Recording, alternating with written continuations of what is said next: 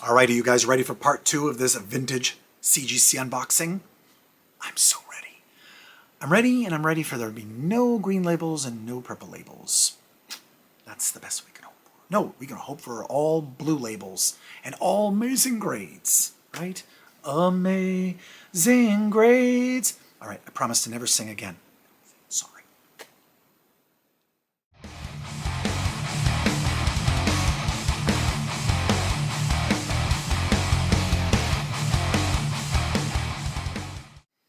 Hello and welcome back to Swarm of Comics. I'm Randy, your handsome and humble host, and you're now enjoying part 2 of the CGC unboxing. If you watched part 1, you know we had a little bit of disappointment there with a green label, but we had a bunch of good stuff. We had some pretty good stuff. And I got about 7 books here left to unbox. Again, all vintage stuff. I don't know the grades. We're going to dive right in before my camera battery dies. All right, guys. All right, let's see what we got. Let's just dive right in. There's no stories, there's no nothing. We're just getting in and we're looking at grades. We're having fun, right? We're having so much fun. Oh, Blackhawk, one of my favorite covers here. Man, I forgot about this book. I don't know how long ago I gave this to Tom to get pressed and submitted. Isn't that an amazing book? I actually think I own a second copy because I bought it just because I like it so much. I might just start buying up all of these anytime I can find one. You know I love red covers. If you watch any of my videos, if you don't, go back and watch those.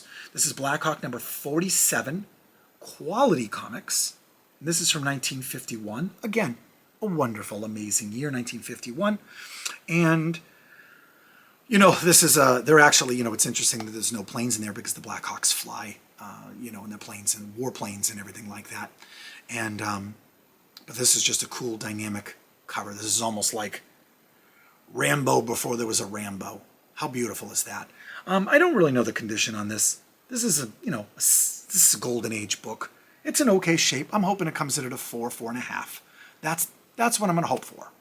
And a 5.0. See? Starting off strong. And I promise I'm not lowballing grades just so everything seems wonderful. I really did think there was, it's got kind of some spine issues. Really big ticks down here. But that's awesome. Fantastic. Starting off strong, kids. 5.0. 5.0, do the 5.0 happy dance. All right, what else do we have here? Up next. You know what? We're missing a book up on the wall, and I don't like that. Let me see what I've got here. We're going to fill this in with a book here. Star Wars.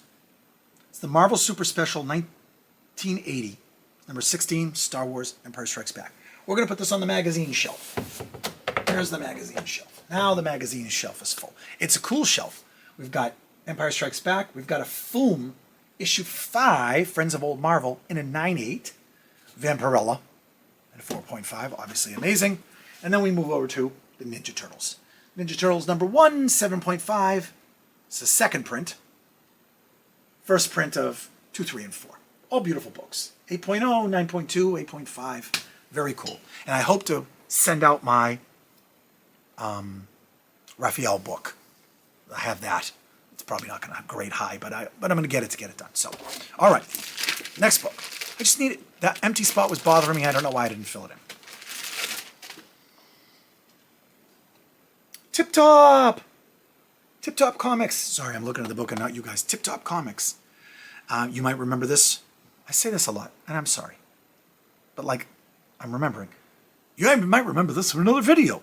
I did unbox this in another video because when I buy these and I get them from an auction or I get them from somewhere, I want to show you guys them show them to you guys right away. What I should do is guess the grade on it and then write it down and then do it. But who has time for that? Ain't nobody got time for that. So this is a very early appearance of Peanuts, as you can see. They were in Tip Top Comics before they had their own comic. I know the cover is detached on this, which probably means it's not going to get over a 2.5 or something like that. And I'm okay with this because, boy, is that a good presenting 2.5. You know, it's got its issues, little creases, this and that, but how gorgeous this is. Look at the Peanuts, what they used to look like. You know, we know them all from the cartoons and from the syndication, but this is back, you know, in the old days. Look at Snoopy. Look at Snoopy. Like, how beautiful is this? I love this book. I love this. I loved Peanuts when I was a kid. Also, Charles Schulz hated them being called the Peanuts.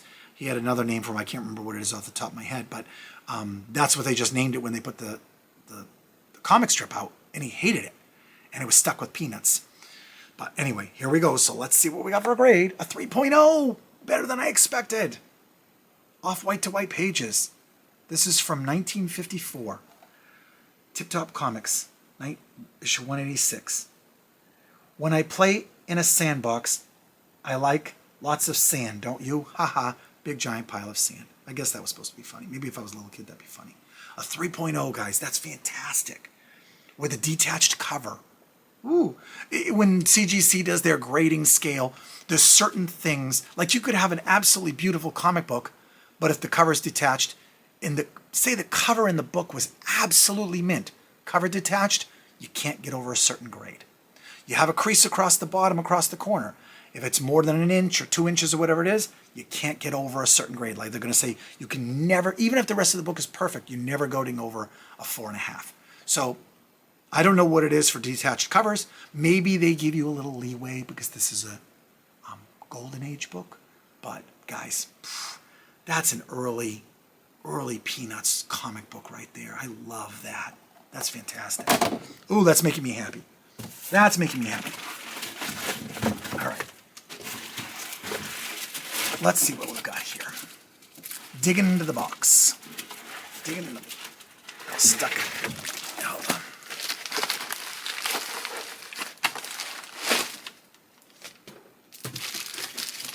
Okay. Take them out of the little plastic homes they live in, cover up the grade, and show you what I got. Tales calculated to drive you mad. You know, I did another video where I unboxed a couple of issues of Mad, and I said they were my first Mads ever. Apparently, I forgot that I had this one. This is issue number 3 from 1953. Of course, EC Comics. This was pre-code horror era. You know, I doubt this was horror or anything like that, but it's kind of cool. It's kind of a little goofy one. Humor in a jugular vein. So apparently this was, obviously this was their line of, edgy horror, but also humorous. Then, of course, turned into Mad Magazine once the EC Comics all folded because of the Comics Code Authority banning everything you could possibly get in an EC comic, like Tales from the Crypt and Vault of Horror and science fiction fantasy. So this was Mad. Apparently I have Mad number 3. I don't know what condition this is in. I don't even have a guess. I might not even remember I owned this book. A 1.8. This is a really good looking 1.8. I'm gonna have to look up the notes. I mean, if you must be a cover detached or something, because it's absolutely in fantastic shape. If you can see that, you can see the cover. I don't know why that's a 1.8 and then this, which looks much worse, is a 3.0. But I'm not disappointed. I think it's really cool. So anyway, I won't dwell on that. I just forgot that I had Mad issue number 3. But I'm very excited about it. Very excited. 1.8's a little rough. I mean, it's a little rough. I mean, if I look up the grader's notes and I remember, I will add them to the screen. Right up here, maybe right up here, just so you can see what ended up happening with it. All right, what do we have next here? Space Ace. Another one of those sci-fi adventure Buck Rogers ripoffs. This is Space Ace number 5 from 1952 from Magazine Enterprises. Magazine Enterprises also did like Ghost Rider, the original one. That was 1951. Did a bunch of Western books, but they also apparently did Space Ace. With this, obvious Buck Rogers ripoff being attacked by this alien. This is in pretty rough shape. This isn't in good shape. This might come in at a 2, 2.5. I don't really know. Apparently it's a 5. Okay. This is wrinkled to heck. It's filthy dirty. It's got writing on the back. And this is a 5.0. Not complaining. I love the book. I can't imagine what this would come in if I actually sent it out to have somebody clean it. But All right, a 5.0 of Space Ace number 5, the book you didn't even know you wanted. But I love it. I mean, no joke, I thought that was going to be a 2 or 2.5. All right, we got like 4 books left. 4 books left.